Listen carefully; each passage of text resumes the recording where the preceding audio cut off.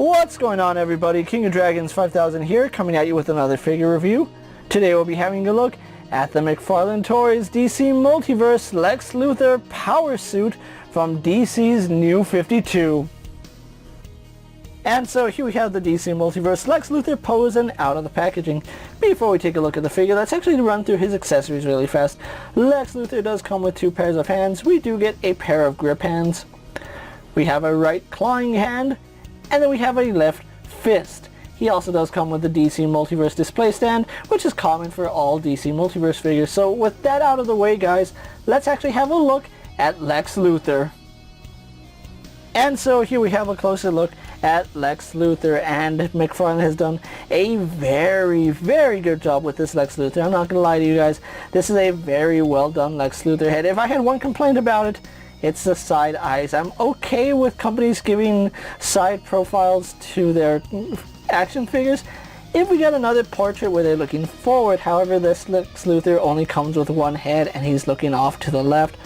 Not a fan of McFarlane starting to do that with their figures. I understand it gives it more character, especially when characters like Lex can look all snooty like that, but it really does restrict the character on how you can actually have it pose, which is a little bit unfortunate. Other than that, I think this is a very nice head sculpt for Lex Luthor. It actually does look like Lex Luthor, what you embody every time you think of Lex. I really do like this particular head sculpt, and dare I say it, it's one of the best Lex Luthor head sculpts we've gotten in figure form. Looking really nice and snazzy, and as you would expect, he is completely bald, so I do like that. Moving on to his power suit, and there's just so much going on here. It's a very nicely detailed power suit. We do have his little reactor right here. As you can see, it is painted okay. It's not the best paint, but you can see it's done fairly well. And I do like the fact that it keeps in tradition with Lex Luthor's little X that he had when he was on the Super Friends. He had like this cross harness, and this kind of does do the same thing in showing that off, so really nice little nod there.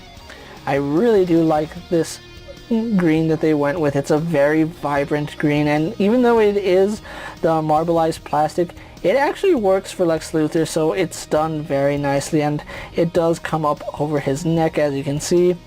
Although one would wonder, if Lex Luthor is really the smartest man on the world, why doesn't he wear a helmet?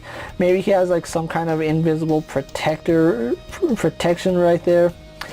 I don't know. But anyway, looking at the figure, you will notice that this and this are 2 completely different colors, and the reason for that is the types of plastic. This is actually a much harder plastic than the collar piece right here. The collar piece is a very soft rubber, so I do like the fact that they made this out of rubber instead of hard plastic. Otherwise, you never get his head to move at all, or his arms, because of how it comes up and over his shoulder. So I do like that little change that they did. Instead of hard plastic, we get soft rubber, so that's really nice. His undersuit is composed of this purple suit, which you can see it's still armored, which I do like, and it's still made of that marbleized plastic, but instead of green, it's done in purple, and I do like it. I do like the fact that some of the gears of his suit hide the peg holes. You can actually see that as a spot that might lock in the arm or the bicep piece.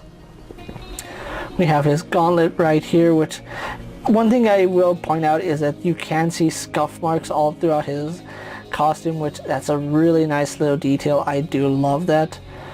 Absolutely brilliant paint or sculpt work on Lex Luthor. There isn't really much paint. I think the only paint I've seen so far is his neck piece right here, which is kind of spotty, the reactor right here, as well as some bolts. But other than that, most of the parts that you see are cast in the color that they're supposed to be. So the purples all match because they are all cast in the same purple. The greens, because there are some softer and harder parts, they do kind of look a little bit different from one another. But again, it's not that noticeable, especially when you have it under normal lighting.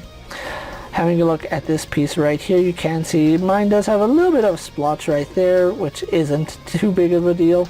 I do like the fact that all this sculpt work is beautiful. It looks very nice.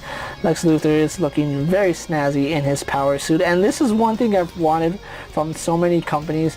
It's just a basic power suit Lex. I don't understand why this was so hard to make. I know DC Collectibles, DC directed several of them, but they had limited articulation. Mattel did their version, but again, very limited articulation. This seems to encapsulate detail and sculpt really nicely. As you can see, we still have the Undersuit, which I think this is the only paint on it. I don't know if it's cast in purple. Okay, so the green on this is painted. The suit itself is actually cast in purple, so the greens right here, even though they're painted on, they do a really good job of matching to the marbleized plastic, so a really good job there, McFarlane. That's not an easy task to do. And I do believe this one is done in the green plastic, because that looks like paint, but again, it's very nicely done and executed very well. It actually matches the paint or the plastic really nice. So they did some really nice things here with Lex Luthor. I do like that. A little black wash would have done a whole lot of difference with this figure, just because of how much line work we have in his costume. We really lose it because it's just cast in this bright green, unfortunately. But overall, really blown away by the amount of detailing on this Lex Luthor, and it looks very nice. Like I said, my one and only complaint really is the side profile look that he has going on him, but again, you can actually have the snooty Lex, which I guess that's one plus for this figure. Hopefully they stop doing that and just give us figures looking straight. But anyway, that's all for Lex Luthor's details here, so let's actually get him compared to other figures you may have in your collection. And so here we have Lex Luthor posed next to a Marvel Legends Cyclops and a DC Multiverse Superman. Here we have Lex Luthor posed next to a WWE Elite Scale figure and a Mezco 1/12 Collective Popeye the Sailor Man. Here we have Lex Luthor posed next to a Lightning Collection White Ranger and a Star Wars Black Series Mandalorian. And finally, here we do have Lex Luthor posed next to the McFarlane Superman. So with the comparisons out of the way, let's actually have a look at Lex Luthor's articulation. Now, despite having the collar piece, Lex Luthor can look up a surprisingly good amount. I really do like that. The fact that this is made of a soft rubber does help with posing, so I do like that. He can look down to about right there, so he can give the judgmental side eye, so I do like that. He can tilt his head side to side, looking really nice, and we do have really good range there on that ball joint. Can look left, can look right, but you will notice that he is a little bit hindered by his collar, but unlike other iterations of Lex Luthor, this will move out of the way because it is softer plastic, so I do like that. Shoulders are attached to the torso via ball joints, so they do pivot forward, back, down, and up, so we get all that nice range of movement going around.